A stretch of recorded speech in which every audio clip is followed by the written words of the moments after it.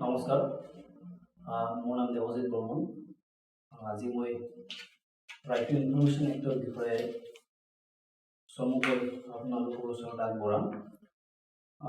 Right to information act ইয়াৰ বেকগ্ৰাউণ্ডটো আমি বুজি লওঁ ইয়াৰ বেকগ্ৰাউণ্ডটো কি হয় The Right to Information Act is a fundamental right under Article 19(1) of the Constitution of India. In 1976, in the Rajdharan versus State of Uttar Pradesh case, the Supreme Court ruled that right to information will be treated as a fundamental right under Article 19. So the Supreme Court held that in Indian democracy, people are the master and they have the right to know about the working of the government. And yaad bujaise 1976 Supreme Court eta kesot ei bikhoytor uporot koisile je right to information hoise amar moulik odhikar aru tare bhitti government Bharat চৰকাৰে আমাৰ মাজত এখন এক উলিয়াই আনিছিল right to information act 2005 তো ইয়াত ক'ব পাৰিম আমি এতিয়া ৰাইট টু ইনফৰমেশ্যন হৈছে আমাৰ মৌলিক অধিকাৰ যাৰ ফলত আমি বহুত এনেকুৱা ধৰণৰ ডাটা আমি ল'ব পাৰোঁ গভৰ্ণমেণ্টৰ ৱৰ্কিং যিটো ষ্ট্ৰেটেজি বা কি কৰি আছে পাব্লিকৰ কাৰণে আমি কিছুমান ডিটেইলছ আমি ল'ব নোৱাৰোঁ সেইটো আমি পিছত সবিশেষ বুজিম কিন্তু এতিয়া আমি বেকগ্ৰাউণ্ডটো ক'লো যে এই এক্টখনৰ বেকগ্ৰাউণ্ডটো কেতিয়াৰ পৰা ষ্টাৰ্ট হৈছিল এই এক্টখন কেতিয়াৰ পৰা অহাৰ সুপ্ৰিম কোৰ্টে দিয়া নিৰ্দেশৰ পিছত কেনেদৰে আমাৰ ভাৰতবৰ্ষত এই এক্টখন প্ৰযোজ্য হৈছিল নেক্সট হ'ল the right to information act of 2005 তথ্য জনাৰ অধিকাৰ আইন 2005 মই এই আইনখনৰ বিষয়ে অলপ কৈ দিছোঁ the act is one of the most important acts which empowers ordinary citizens to question the government and its working. This has been widely used by citizens and media to uncover corruption, progress in government work, expenses related information, etc. So, আমি এই এক্টখনৰ পৰা আমি কি কৰিব পাৰোঁ আমি গভৰ্ণমেণ্টৰ দ্বাৰা চলিত কিছুমান কামৰ বিষয়ে আমি জানিব পাৰোঁ লগতে এই এক্টখনৰ জৰিয়তে আমি কৰাপশ্যন ৰিলেটেড যিবোৰ আপোনাৰ মেটাৰ হয় সেইখিনি আমি উদঙাব পাৰোঁ যদি কোনোবা এটা কামত কৰাপশ্যন হৈ আছে সেই কৰাপশ্যনটো কেনেকৈ হৈছে কিমান পৰ্যায়ত হৈছে আমি এই এক্টখনৰ জৰিয়তে আমি উলিয়াব পাৰোঁ নেক্সট হৈছে আমাৰ progress in government work গভৰ্ণমেণ্টৰ এটা কাম যেনেকৈ আজি আমি চাব পাৰোঁ যে গভৰ্ণমেণ্টৰ আণ্ডাৰত ৰুৰেল লেভেলত কি কাম হৈছে ৰুৰেল লেভেলত আমাৰ NGNREGAৰ কাম হৈ আছে বা কিছুমান এনেকুৱা ধৰণৰ কাম হৈ আছে যিবোৰ DRDO তেনেকুৱা কামবোৰত আমি বা বহুত বিশেষ কামতো আমি তথ্য জনাৰ অধিকাৰৰ আইনৰ জৰিয়তে আমি ডাটা বিচাৰিব পাৰোঁ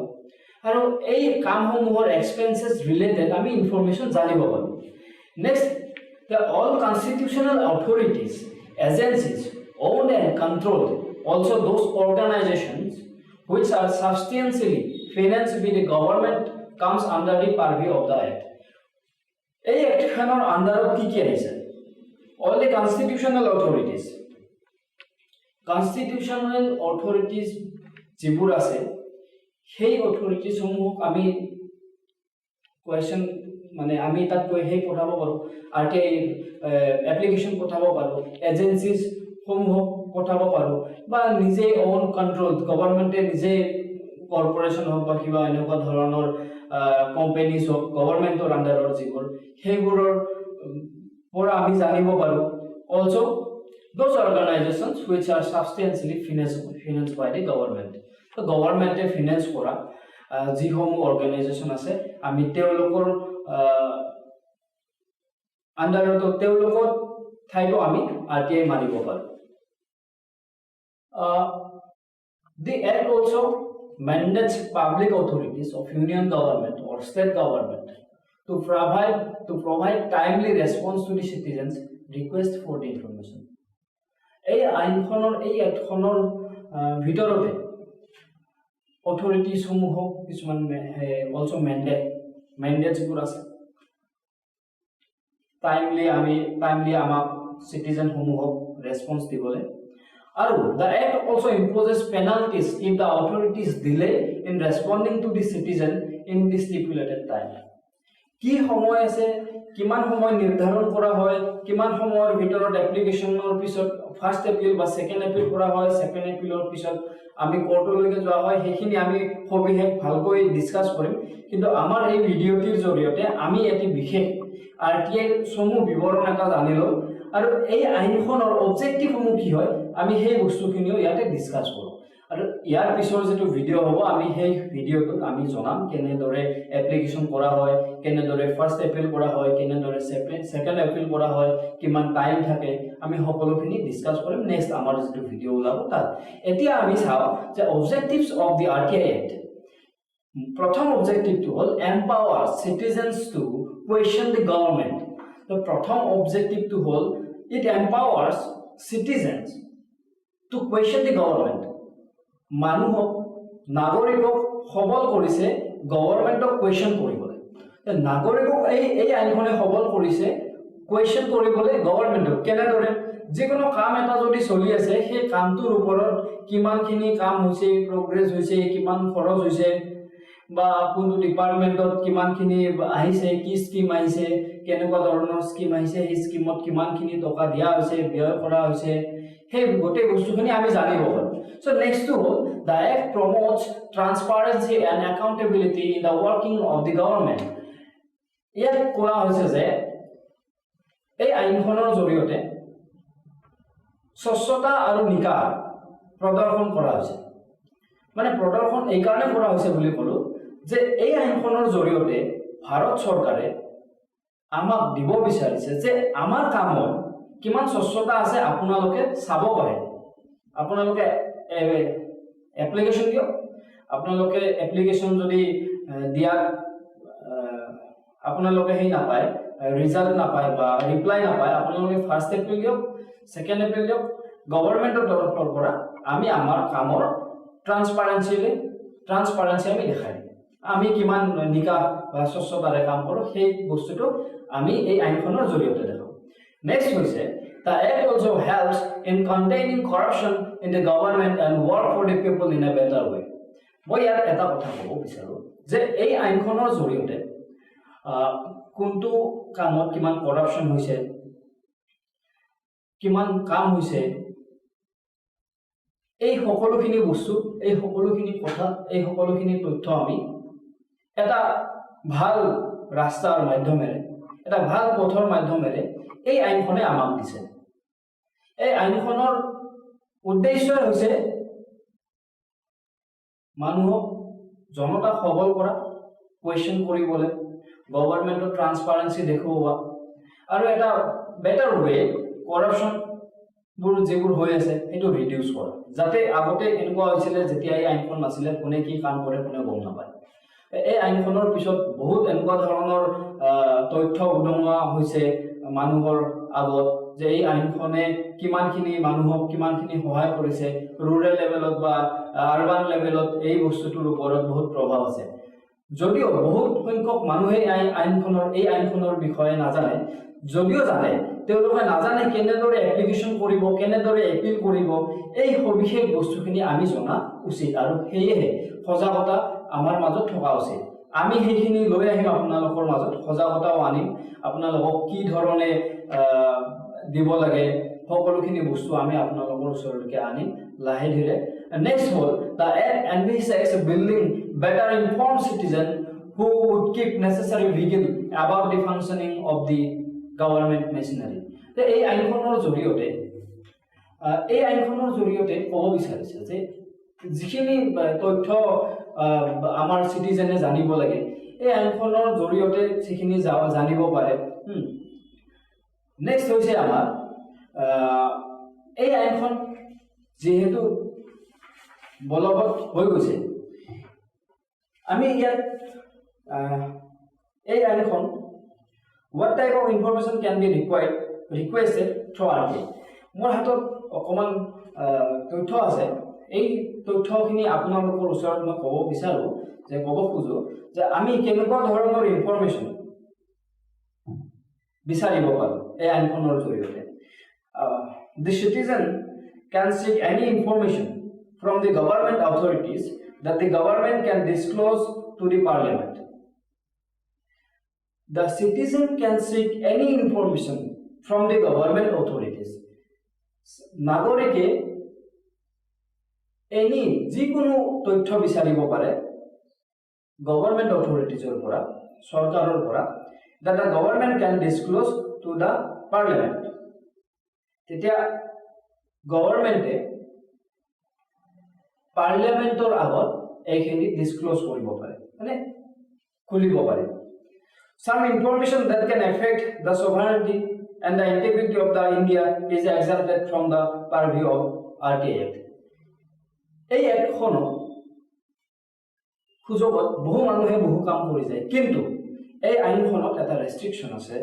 আৰু এই আইনখনত বিচৰা তথ্যৰ কিছুমান এক্সেম্পটেড আছে যেনে ধৰণে ভাৰতৰ সাৰ্বভৌমত্ব আৰু ইয়াৰ ইন্টিগ্ৰিটি ৰক্ষাৰ বাবে কিছুমান ক্লজ দিয়া আছে সেই ক্লজ কোড আছে আমি সেইখিনিও সবিশেষ আমি নেক্সট ভিডিঅ'টোত আপোনালোকক জনাম এই তথ্য জনাৰ অধিকাৰ আইনৰ বিষয়ে আমি আপোনালোকৰ ওচৰত সমুভাৱে আমি এই ভিডিঅ'টিৰ জৰিয়তে আপোনালোকৰ ওচৰলৈ লৈ আহিছো and next information relating to internal security আপোনালোকে বুজি পাইছে আভ্যন্তৰীণ যিবোৰ আমাৰ security relation to foreign countries বেলেগ বিদেশৰ লগত সম্পৰ্কীয় বৈদেশিক যিবোৰ relation intellectual property rights cabinet discussions are exempted from RTI Act এইখিনি বস্তু exempted কৰা হৈছে ইয়াৰ সবিশেষ আমি কোনটো সেকশনত কি আছে আমি সেইখিনি নেক্সট আমাৰ ভিডিঅ ডিসকাস কৰিম মই এই ভিডিঅটোৰ জৰিয়তে কেইটামান ইম্পৰ্টেন্ট প্ৰভিজন এই এক্টখনৰ ক'ব বিচাৰো আপোনালোকে চাইছে যে এই এক্টখন বহুত গুৰুত্বপূৰ্ণ এক্ট হয় আৰু এই আইনখন জনা আপোনালোকৰ বা আমাৰ সকলোৰে সমান অধিকাৰ আছে যেহেতু ভাৰত চৰকাৰে আমাক এই অধিকাৰ নিজেই দিছে so section 2H to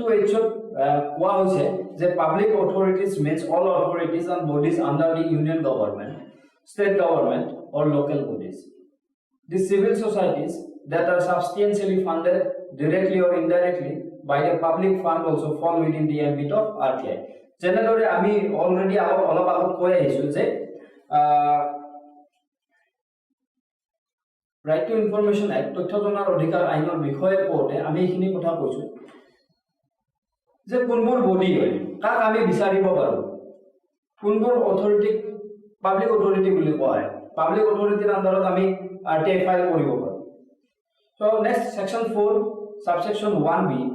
government has to maintain the proactively disclose information আৰু ইয়াত এটা বস্তু দিয়া আছে এই এখনত যে গভৰ্ণমেণ্টে এই বস্তুটো মেইনটেইন কৰিব লাগিব proactively disclose information যদি আপুনি কিবা বিচাৰে বা মই কিবা বিচাৰো সেইটো এক্টিভলি আমাক দিব লাগিব তো তাৰ বাবে কিছুমান মেচিনাৰী আছে টু টাইপ মেকানিজম অফ এপিল আছে যদি আমাক কোনোবাই বিচৰা ডাটা নিদিয়ে আমি এপিল কৰিব পাৰো ফাৰ্স্ট এপিল সেকেন্ড এপিল আমি কোৰ্টলৈকে যাব পাৰো তো আমি এই বস্তুখিনি ডিসকাস কৰিম সেকশন 6 এ কৈছে যে প্ৰেসক্ৰাইবস a simple procedure for securing information section 6 এ কৈছে যে এটা সিম্পল প্ৰসিডিউৰ প্ৰেসক্ৰাইব কৰা হৈছে সেকশন 6 এর মতে for securing information so section 7 prescribes a time frame for providing information by PIOs public information officers section 7 এ কৈছে যে এটা টাইম লিমিট থাকিব সেই টাইমৰ ভিতৰত PIO জনে যিজনে এপ্লিকেশন কৰিব এপ্লিকেন্টক সেই টাইমৰ ভিতৰত ৰিপৰ্টটো দিব লাগিব সেকশন 8 বহুত ইম্পৰ্টেন্ট হয় এই এক্টখনৰ only minimum information exempted from disclosure যিখিনি মিনিমাম ইনফৰমেশন আছে সেই ইনফৰমেশ্যনখিনি ডিসক্লোজ কৰিব নোৱাৰে সেইখিনি exempted section 8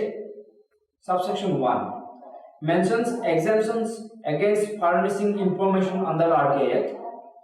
Section 8 subsection 2 provides for disclosure of information exempted under Official Secrets Act 1923 and larger public interest is served. If larger public interest is served, section 19 is very important. আপোনালোকে যদি RTI activist হয় বা RTI application কৰিব বিচাৰে আপোনালোকৰ main section এটা হ'ল 6, 7, 8, 19 and 20. So 6 ত কি কৈছে procedure, prescribed procedure. 7 ত কি কৈছে time frame. 8 ত exam কৰা হৈছে কিছুমান ইনফৰমেশন যেটো ইনফৰমেশন দিব নোৱাৰে. Section 19 ত দিয়া আছে appeal to tier appeal mechanism. Section 20 dia ase provides penalties in case of failure to provide information on time, incorrect or incomplete or misleading or distorted information. So section 20 says that section 20 penalties or বিষয়ে কৈছে যদি failure হয় দিবলে যদি incorrect হয় দিয়া তথ্য যদি incomplete হয় আপুনি বিচৰা তথ্যটো আৰু যদি মিসলিডিং হয় আপুনি বিচৰা তথ্যটো যদি আপোনাৰ সেই যেটো বস্তু বিচাৰিছে এটো পৰা মিসলিড কৰিছে বা ডিস্টৰ্টেড ইনফৰমেশন সো সেকশন 23 কৈছে যে lower courts are barred from entertaining suits or applications. However, the jurisdiction of the Supreme Court and High Courts under Article 32 and 225 of the Constitution remains unaffected. So ইয়াতে lower court entertain কৰাৰ বাবে bar কৰা হৈছে so আমাৰ main RTI Act খন আমি জানিব লাগে আমাৰ ভাৰতীয় নাগৰিকে RTI Act খন জানিলে ভাৰতবৰ্ষত চলি থকা বহু কৰাপশন আমি নোহোৱা কৰিব পাৰো এই আইনখনৰ জৰিয়তে যদি আমি এটা বস্তু আমি দেখা পাও যে আমি এটা কাম দেখিলো গভৰ্ণমেণ্টৰ কাম এটা কৰি আছে ধৰি লওক এতিয়া বানপানীৰ সিজন অসমত মথাউৰি নিৰ্মাণৰ কাৰণে বহু খেলিমেলি আমি যোৱা 15-20 বছৰ ধৰি দেখি আহিছো অসমৰ সকলোতকৈ ডাঙৰ সমস্যা হৈছে বানপানীৰ সমস্যা কিন্তু এই বানপানীৰ সমস্যা হোৱাৰ বাবে চৰকাৰে যুঁজ দিবলৈ বহু ধৰণে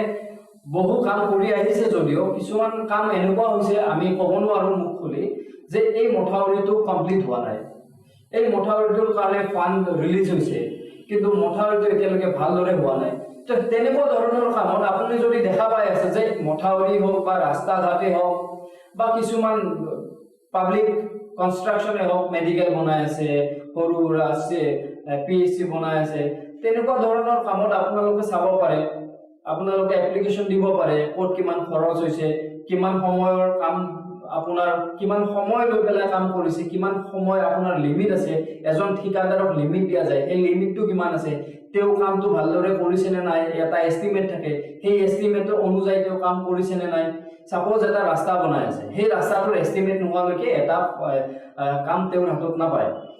কন্ট্ৰাক্ট এটা নাপায় তো কন্ট্ৰাক্ট নাপালে তেও এস্টিমেটটো দিব লাগিব সেই এস্টিমেটটো পিডব্লিউডি নহলে আপোনাৰ ভিলেজ লেভেল পঞ্চায়ত অফিচত তেও এস্টিমেট দিয়ে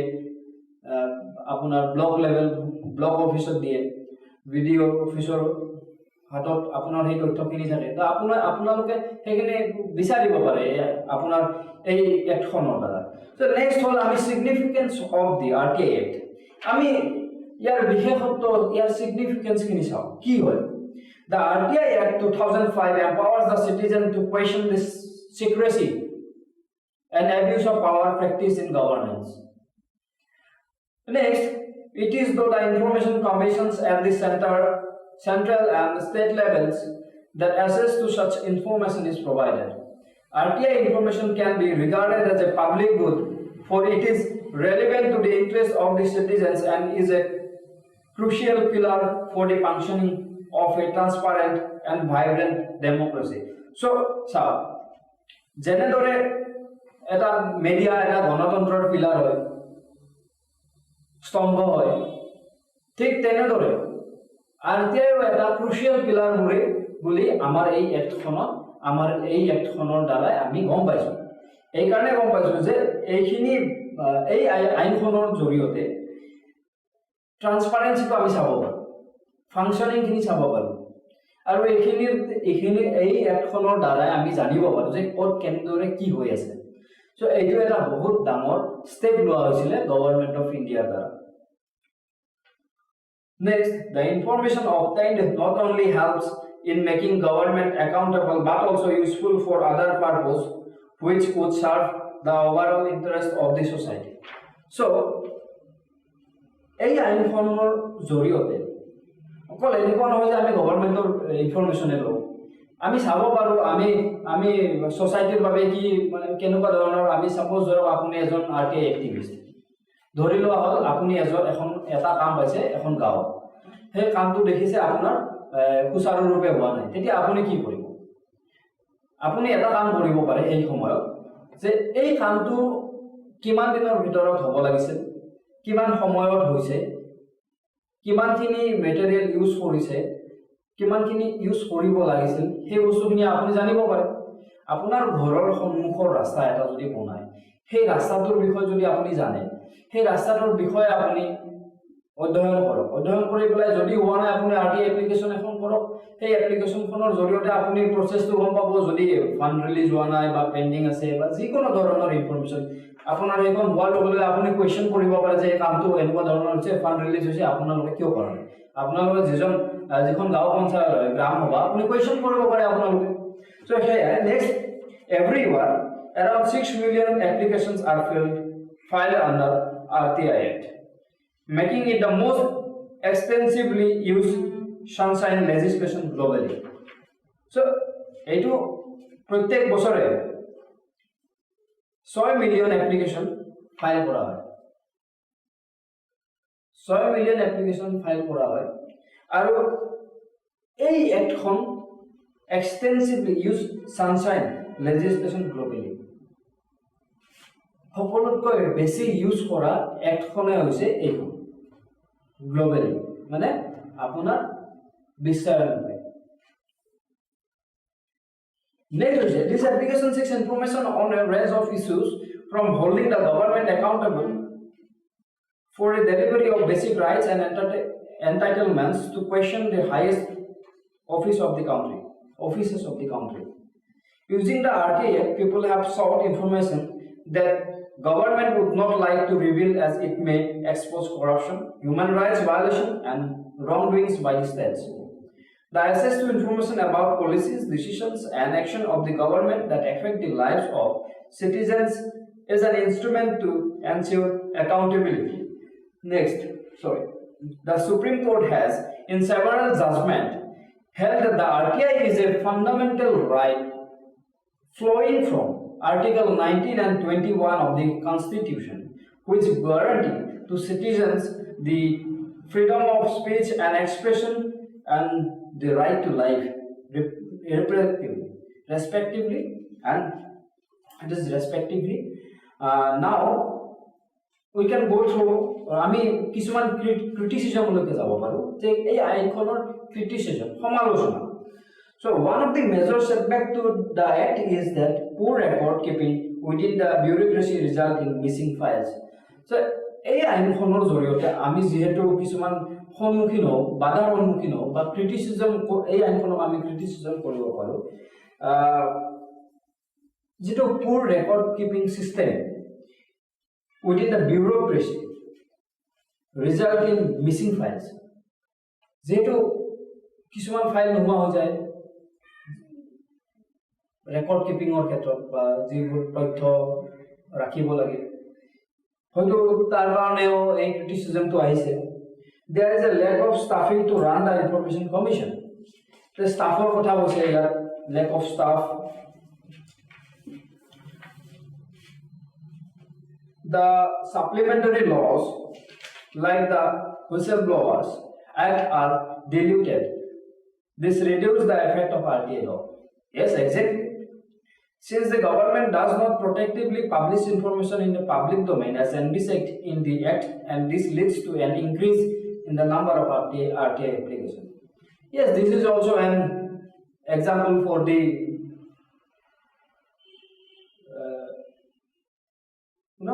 যিবোৰ বস্তু আমি কৰা নহয়, কিছুমান ডোমেইনত ৰাখিব লাগে তাৰ বাবে আমি এপ্লিকেশন বেছিকৈ কৰিব লগা হয় তো যেতিয়া এপ্লিকেশন বেছি হয় তেতিয়া আমাৰ ৰিজাল্ট পোৱাতেও আমাৰ সময় বহুত লাগি যায় there have been reports of various RTI applications and also the information obtained have been used to blackmail the government authorities exactly this is also very important thing covered in this যে কিছুমান মানুহে RTI কৰি পেলাই গভৰ্ণমেণ্টক blackmail কৰিব বিচাৰে মানে government অথৰিটিজক blackmail কৰিব বিচাৰে yes this is obvious সঁচা কথা কৈছে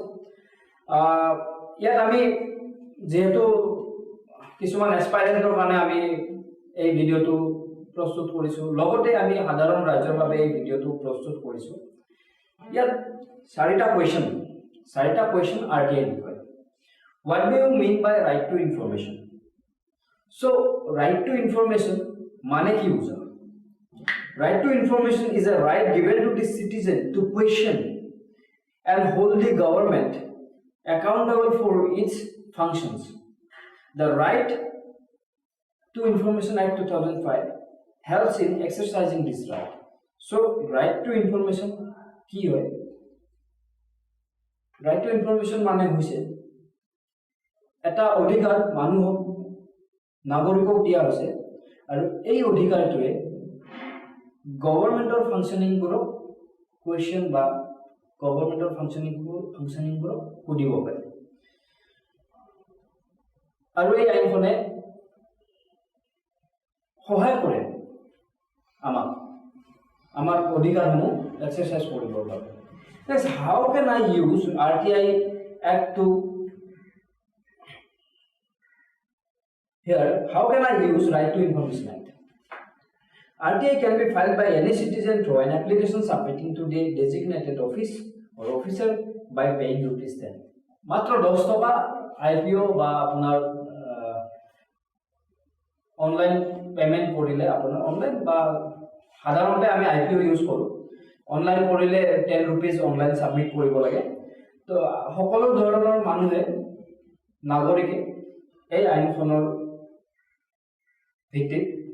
ইনফৰমেশন seek কৰিব পাৰে next which type of right is right to information right to information has been categorized as a fundamental right under article 91 of the Indian constitution by the Supreme Court next what is the main objective of RTI আমি already এটা বিস্তীৰ্ণভাৱে আমি discuss কৰি আহিছো যদিও আমি ইয়াতে RTI বিষয়ে যদি আমাৰ এসপাইৰেন্টে আমাৰ এই ভিডিঅটো চাই আছে তো